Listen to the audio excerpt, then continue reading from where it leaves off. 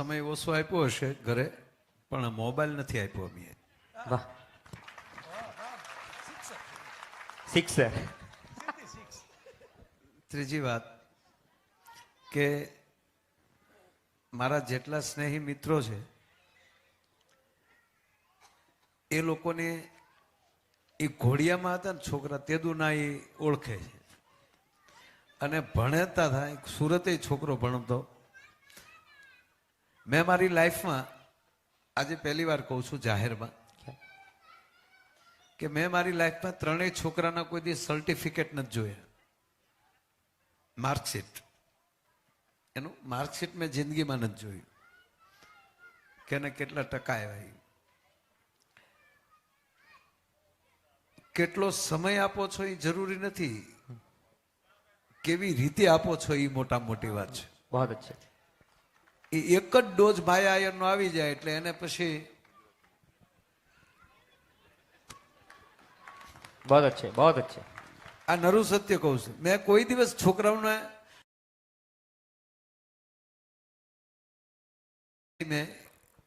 કે તમે ક્યાં ગયા હતા, અથવા તો અહીંયા પીપી સવાણીમાં પણ ભણતો છોકરો અને સંસ્કાર સંકુલમાં ભણતો હતો.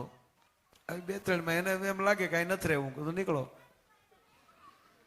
કેમ નથી ગમતું એ મેં કોઈ દી પ્રયોગ નથી કર્યો કે પપ્પા મને નથી અહીં ગમતું, કાંઈ વાંધો નહીં. ઘણી વાર એના માં એમ કે કંઈક કહેતા હો તો મને મારા બાપાએ કીધું નથી કોઈ દી. અને હું એક નહીં પણ કોઈ પણ આ નિવૃત્ત અધિકારીઓ ક્લાસ 1 હોય એને પૂછજો કે તમારા બાપાએ કીધું હતું કે તમે યુપીએસસી જીપીએસસી કરો એમ. એટલે પહેલો પોઈન્ટ સાહેબ કે બાળકને જેટલું ખુલ્લું હોય પણ એટલો અંદરથી એક ભય પણ હોવો જોઈએ કે હું આમ કરીશ તો મારા બાપા પાસે ખીજાશે. આ સુદર્શન છે અને હું ફડાકો બોલાવી દઉં. એ નાના હતા ત્યારે એને એક જ વાર કહેતો કે આ ન કરાય, આમ જ કરાય. અને બાકીનું કોઈ દી જિંદગીમાં એને ટોક્યા નથી. ત્રીજી વાત, ભણવામાં પણ મારો મોટો દીકરો ભરત એ તો ગાવામાં એવો હતો ભાઈ. અને ગુજરાત રાજ્યનો જે બાલકુંભ, કલાકુંભ, અને એ કલાકમાં હું દિલીપભાઈ સંઘાણી અમરેલીમાં આખા ગુજરાતનો કેમ્પ હતો. મને ખબર નહીં કે અહીંયા એ બધું ચાલે છે. હું દિલીપભાઈના ઘરે રાહે બેઠો. મેં કીધું દિલીપભાઈ સંઘાણી આપણે, એટલે મને કીધું મને કે અહીંયા કુંભ મેળો છે, કલાકુંભ, એમાં ગયા છે ને એને બાળકોને ઇનામ દેવાનું છે ને આજે ફાઇનલ છે અને ગાવાની ગીતની સ્પર્ધા છે. એટલે સાહેબ આવ્યા મોડા, એટલે મેં કીધું સાહેબ બહુ મોડું થયું. મને કે પણ બન્યું એવું ભાઈ કે એક સ્કૂલમાં ભરત ભમર કરીને એક છોકરો આવેલો છે, એ ગુજરાતમાં ફર્સ્ટ આવ્યો છે અને છોકરો ગાતો થયો એટલું ને મેં પાછો એને 2 વાર ગૌરાવ્યું એટલે થોડુંક વધારે મોડું થયું. મેં કીધું એ ભરત ભમર છોકરો કોનો છે? તો એ મેં નથી પૂછ્યું. મેં કીધું બાપ અહીંયા બેઠો છે. મેં કીધું એટલે કહેવાનો મારો અર્થ તો એને કોઈ પણ બાળક હોય એને મેં મારા બાળકનું કોઈ દે એ નથી કીધું કે તું આજ બનજે. તો ગાતા ગાતા એને થયું કે મારે ગાવું નથી. તો આજે પોતે પોતાની યુટ્યુબ ચલાવીને બીજા કલાકારો પાસે ખૂબ ગૌરાવે છે. અમુક પોતે ગીતો પણ લખે છે અને સ્કૂલ ચલાવે. કારણ કે જાજી સ્કૂલોમાં ફેર્યો ને એટલે જાજી સ્કૂલોનો અનુભવ થયો એટલે સ્કૂલમાં પણ સારી મદદ કરે છે. અમે બાપુ એક ઘરે બેસવા ગયા, મોરારી બાપુ. એ ઘરે અમે અમારી જિંદગીમાં આવું આળવિતરું છોકરું નહોતું જોયું. બાપુને સાખડીઓ આડી કરી નાખે, અહીં ખંભે બેસી જાય એટલે સોફે અહીંયા ન્યાલી સાયલ ખેંચે, માળા ખેંચે. એના ઘરના કઈ કહે નહીં. હું કામ એ છોકરાને ખબર હતી, એના ઘરનાને ખબર હતી કે એ ન કીધું કરે પછી હું કરું. બાપુ તો કોઈ દી બાળકો સાથે તો બહુ પ્રેમ કરે છે, પણ હવે આપણે તો બાપુ નહીં ને. એટલે અંદરનો માયો આયર મળ્યો જાગવા. એટલે એ બાળકને મેં અળુક દિન બોલાયો અને મારા ખોળામાં બેસાડ્યો. ચોકલેટ આપી મોઢામાં. મેં આવી રીતે ચોકલેટ મોઢામાં આપી દીધી. પછી તો મારો હાથે ચોકલેટની આરો મોઢા ઉપર જાય. એક હાથ મોઢે ને બીજો હાથ ક્યાં છે એ તમારે નક્કી કરવાનું. ઉકારો કરીએ કેમ હતો નહીં, પણ મૂક્યો ની જે ગયો છે દાદરો સળી. થોડીક વાર થઈ ને નેલી ડોકાતો હતો કે આપડે બેઠા કે વૈયા ગયા. એટલે ઈ આમ જા આવ્યો ને એટલે મેં કીધું આવ બેટા આવ, ચોકલેટ આપો, આવ આવ. બાપુ કે શાબાશ શાબાશ. કહેવાનો અર્થ કે આવી એક હળવી મજાક પણ બાળક સાથે હોવી જોવે. એનો અર્થ એ નથી કે એને એને આપણે પહેલા જ ભાઈએ પણ વાત કરી, મેં પણ એક વાત કરી કે બાળક રમતું જ હોય. આપણે જ રમતા હતા તો પડી જતા હતા,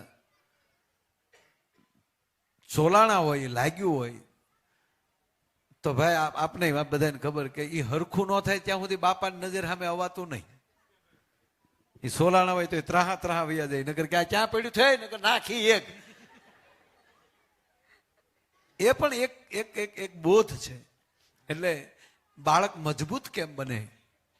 આપણા લાડ પોટમાં એ ફેલતો નથી જતું ને, એ પણ એક ઝીણી નજર આપણી હોવી જોઈએ છે. આ ઘરનો સવાલ આવ્યો. છૂટો બોલ.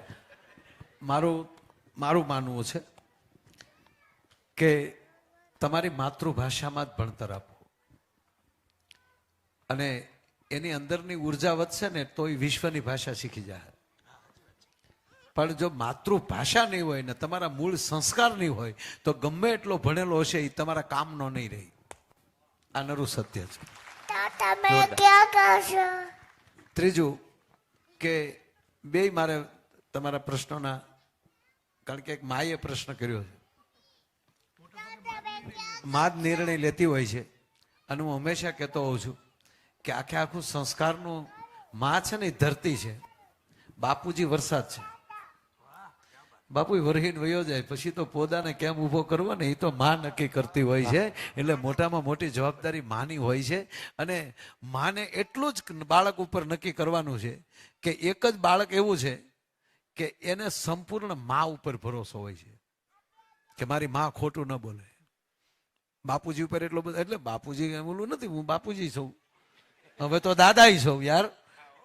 પણ એ એમ થાય કે દાદા બહુ ઓલું ન કરી શકે, પણ સાહેબ મા ઉપર એને પૂર્ણ ભરોસો હોય. એવી બે નાની કથા, આમ તો બે દી થાય. એક પેલી ધ્રુવની. જગતના ચોકમાં પ્રથમ કોઈ ભક્ત થયો હોય તો ધ્રુવ, અને નાનામાં નાનો બાળક. એ ઘરેથી એના પિતાજી હારે ડખો થયો, બરોબર. પિતાજીને ખોળામાં બેસવું હતું અને એની ઓરમાન માએ ના પાડી. ત્યારે એની પોતાની માએ કીધું કે તું રેડીમાં બેઠા? તાકે ના, મારા બાપુજીના ખોળામાં બેસવું છે. તાકે હું તને એનાય બાપુજીના ખોળામાં બેસાડી દઉં, પરમ પિતાના ખોળામાં. એવું માં કે હા. શું કરવાનું? તાકે જંગલમાં વયો જા, જ્યાં સુધી વિષ્ણુ ન મળે ત્યાં સુધી ન આવતો. ટૂંકમાં એ જાય છે. સાહેબ ભગવાન મોકલે છે નારદજીને, કોલાને પાછો મોકલી ગયો. નારદજી પોતે આવે છે. કથા બહુ મોટી છે પણ નારદ આવી આવ્યો કે બેટા તું નીકળી જા, ઘરે વયો જા, હું તને મૂકી જાઉં. કે ના, મારી માએ કીધું છે ભગવાન ન મળે ત્યાં સુધી ઘરે આવતો નહીં, મારે વિષ્ણુને મળવું છે. હવે નારદનો બેનો, અને નારદનો પ્રથમ શિષ્ય. નારદ એને કહે છે કે ભાઈ ત્યાં ન જઈ શકાય. કે ત્યાં કેમ ન જઈ શકે? તો કે ત્યાં મરો તો જવાય. આવી બે વાત છે. તક પણ મને પાછું આવવાનું મારી માએ કીધું. તો એ મર્યા પેલા ભગવાન મળતો હોય. આ ફરી વાર પાછી માં બાળકની કે મર્યા વગર જ મળતો હોય તો જ મારી માએ મને મોકલ્યો હોય ને. એટલે મને મારી મા ઉપર ભરોસો છે, નહીતર મારી મા ના મોકલે. અરે બેટા, એ બહુ દૂર રહે છે, તમે મળો છો? કે હા. તો તમે મળી શકો તો હું કેમ ન મળી શકું? તાકે બેટા હું નારદ છું. તાકે પણ હું એ મારી માનો દીકરો છું. અંતે નારદને એવું કહેવું પડ્યું કે બેટા એ ભગવાન ક્ષીરસાગરમાં રહે છે. ત્યાં કોઈ સંજોગોમાં તમે ન પહોંચી શકો ત્યારે ધ્રુવ એટલું બોલ્યો કે હું ન પહોંચી શકું, પણ એ ન પહોંચી શકે, ભગવાન ન પહોંચી શકે, નહીતર મારી માં ન મોકલે. વાત વાતમાં ધ્રુવ બોલે છે, નહીતર મારી માં ન મોકલે. અને એવું કીધું હું ન પહોંચી શકું તો એ વિષ્ણુ ના એ પહોંચી શકે. અને ત્યારે કીધું કે આજથી તું મારો શિષ્ય, અને મંત્ર આપ્યો ઓમ નમો ભગવતી વાસુદેવાય. આ લઈને બેસી જા, હવે જોઉં છું નારાયણ કેમ ન આવે. ત્યાં જઈને નારદે કીધું કે એ તો એની માના શબ્દ ઉપર ભરોસો લઈને આવ્યો છે, હવે તમારી તાકાત નથી કે એનો ભરોસો ડગી શકો. અને ગરુડે સડીને ગોવિંદ આવ્યો અને મા પાસે ધ્રુવ લઈ ગયો. કહેવાનો અર્થ કે મા એને જે પંથે ચડાવે એ પંથે બાળક જતો હોય છે, એ 100% છે. સમય એવો હતો, બાપુજી નાના હતા ત્યારે સમય એવો હતો કે હા, એ બાપુજી ને એમ કહેતા ને કે આમ કરવાનું, એટલે ફાઇનલ હતું કે પપ્પાએ કીધું આમ કરવાનું. પછી આપણો સમય એવો આવ્યો, એટલું થોડુંક સ્તર ઓલું આવ્યું કે કેમ આમ કરવાનું. તો છોકરો એમ કહેતો કેમ, તો કહેતા તો આ માટે બેટા. ઓકે ઓકે તો નહીં પણ કે બરાબર તેમ કહો એમ. પણ વર્તમાન એવું આવ્યો છે કે એમ ન કરું તો, સમજાય? ટૂંકી વાત કે એ સમય એવો હતો કે આમ જ કરવાનું, એટલે એમાં બીજું કઈ આવે જ નહીં. પછી આપણો સમય આવ્યો ત્યારે કીધું કેમ બાપા એવું કરવાનું, તો કે આ માટે, એટલે કે ભલે. પણ વર્તમાન સમય એવો છે કે એમ ન કરું તો, ત્યાં સુધી પહોંચી ગયું છે. શું કામ? એ આપણે જેમ ઢીલ દેતા ગયા ને એમ, જેમ આપણા બાપા જીવ્યા, એના દાદા, આપણા દાદા જીવ્યા છે એવું બાપા નથી જીવ્યા, બાપા જીવ્યા એવું આપણે નથી જીવ્યા, અને આપણે જીવ્યા એવી આપણું છોકરા નહીં જીવે. અને હું થાય એની મને ખબર નથી. શું કામ? કારણ કે એ પેઢીના વડીલ આપણે શું. એટલે એક પણ કુદરતના હાથમાં હોય છે. આપણી ફરજ એટલી જ કે આપણે જે છીએ એમાં જે બાળકને છેદ રાખશો તો એ વિકાસ કરી શકશે. પણ આપણે કાંઈ નહોતા એવું આપણે એની કરતા 10 ગણું આપણા છોકરાઓને નાખવા જઈએ છીએ, જ્યાં આપણે ગોથું ખાઈ જઈએ. શું કામ? એ અનુભવ આપણને નથી, એ અનુભવ છોકરાને તમારે દેવો છે. એની કરતા આપણા વડીલોએ, આપણા બાપાએ એને અનુભવ હતો એટલો જ આપણને આપ્યો, બાકીના આપણને છૂટા મૂક્યા હતા કે હવે તમારે જે દિશામાં ફરક હોય ત્યાં ફરકો. દોર એના હાથમાં રાખ્યો હતો. હા, એવું મારે એકવાર થયેલું. જોકે છોકરાને કેવું જ જોવે, એટલે એ કઈ મહેમાન આવે ત્યારે કયો એવું નહીં. બસ યસ યસ. તમે તમારા ઘરનું જ વાતાવરણ, તમે નવીન લાગશે તમને અમુક વાત કહીશ તો, તમે આ વખતે આવો મારા ઘરે અને આપણે મંદિરે આમ જશું. ભરતનો છોકરો રમતો હોય નીચે ત્યારે આપણે જશું, અને આપણે ત્યાં જઈ મંદિરિયામાં જઈને ખાલી ઘંટડી વગાડવાની, પછી એને તમારે પકડી રાખવાનો. જો એ નીચે રહે તો હું મારું ક્ષેત્ર મૂકી દઉં. પછી એ તમારી આરતી ની ન્યાલી તમને ન્યાલી હલવા નહીં દે. શું કામ? એને યાદ આવી જવું જોવે. અને પછી હું કોકને પગે લાગતો હોઉં, એ મારા, તમે સાંભળી લો, જો કે મારે બીડી બંધ થઈ ગઈ. નહીતર આ છોકરાને મેં એકવાર હું બીડી પીતા મને જોઈ ગયો, તો એ બીડી લઈને બેઠો હતો. મેં નક્કી કર્યું મેં કીધું આને ભાળતા આપણે પીવી નથી. તો એની અદબ હું રાખું છું ને ત્યારે એ મારી અદબ રાખતો થાય છે. વાહ વાહ. એટલે આપણે બીજાને પગે લાગશું. અને ત્રીજી વાત તમે જે કીધું એ મને બહુ ગમ્યું. મહેમાન એવો હોવો જોઈએ. એક મહેમાન એવા આવ્યા, છોકરાને કીધું પગે લાગો, ખરેખર ન લાગ્યો. અને મને છું ભલે ન લાગ્યો. સાદું કહી દો હાલો ને, અભણ થઈ તો પછી હું 10માં 2 વિષયમાં નાપાસ હતો હાવ. પણ જ્ઞાન એટલે જાણકારી, અને વિજ્ઞાન એટલે જાણ્યું ત્યાં પહોંચવું, હાવ હાદી ભાષામાં.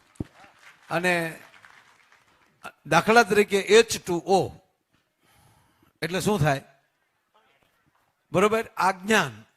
પણ કોકને પાણી બનાવીને પાઈ દેવું એ વિજ્ઞાન. બરાબર? એટલે એની વચ્ચેનું જે ત્યાં સુધી, દાખલા તરીકે પ્રક્રિયા જે કરવી એ પ્રયોગશાળા, અને એ પ્રયોગશાળામાં ટકી રહેવું એનું નામ ભક્તિ, એનું નામ જ્ઞાન. એની વચ્ચે જે ટકી રહેવું છે સાહેબ, એ જ ભક્તિ છે. વિષય ફરે છે, માણસ નથી બદલતો.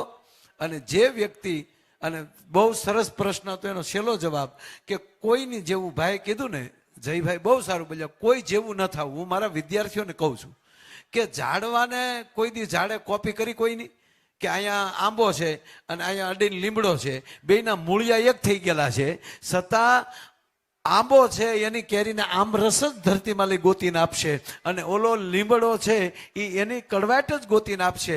એ એકાબીજી કોપી નથી કરતા ને, એટલે અસ્તિત્વમાં આજની સુધી ટકી રહ્યા છે.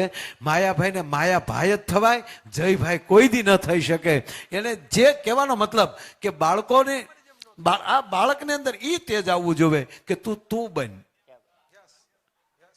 અને એક એને હોવું જોવે કે તારે માલિક થવું કે નોકર થવું છે. એટલે સર્જનતા જ્યારે માણસમાં આવી જાય અને એ સર્જન જ્યારે સર્જક બની જાય ત્યારે એનો કોઈ પલ્લો પકડી શકતો નથી. પણ એ બધાય મૂળ પાયો સંસ્કાર એ માત પિતા હોય છે, અને એ માત પિતા જે સંસ્કાર બાળકને આપતા હોય છે, એ દાખલા તરીકે આ માત પિતાના સંસ્કાર ક્યારે આવે કે ખેડૂત છે એ એક્ઝેક્ટ 10-10 ફૂટના અંતરે નાળિયેરી રોપી શકે, નાળિયેરી રોપી શકે, પણ નાળિયેરી અમુક ઊંચાએ જાય ને પછી કઈ બાજુ નમવું ને એ નાળિયેરી જ નક્કી કરે. એમ ઓલો બજારે ગયા પછી અહીંયા સુરત આવ્યા પછી એને હું થાવું ને એ પોતે નક્કી કરતો હોય છે. એ પાયાના સંસ્કાર છે. અને આવું સરસ કાર્ય કર્યું બદલ ખૂબ ખૂબ ધન્યવાદ.